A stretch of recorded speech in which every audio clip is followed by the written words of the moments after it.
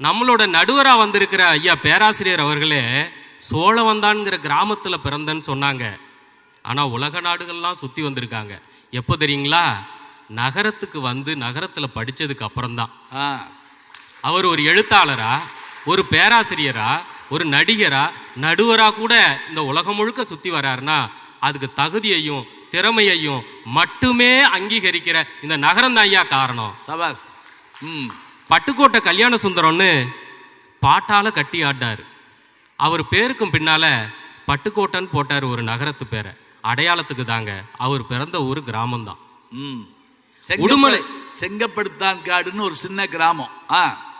உடுமலை நாராயணகவி திரைப்படத்துல சமூக சீர்திருத்த கருத்துக்களை சொன்ன அந்த உடுமலை நாராயணகவி கூட பிறந்தது ஒரு குக்கிராமமா இருந்தாலும் பேருக்கும் பின்னால ஒரு நகரத்து பேரை தாங்க அடைமொழியா வச்சுக்கிட்டாரு. அவர் பிறந்தது வந்து பூளவாடின்னு ஒரு கிராமம் உடுமலைப்பேட்டை பக்கத்துல இருக்கு. அது மட்டும் இல்லைங்க, எத்தனையோ பேரை உதாரணம் சொல்லிக்கிட்டே போகலாம். நம்ம இளையராஜா சிம்போனியில கலக்கிட்டு இருக்கிற இளையராஜா 1500 திரைப்படங்களுக்கு மேல 8700 பாடல்களுக்கு மேல இசையமைச்சு இன்னைக்கு இசை ஞானியா விளங்குறாருன்னா கிராமப்புறத்திலிருந்து நகரத்துக்கு வந்ததுனால தான். அந்த நகரம் தான் ஐயா நமக்கு மனநிறைவை தருது.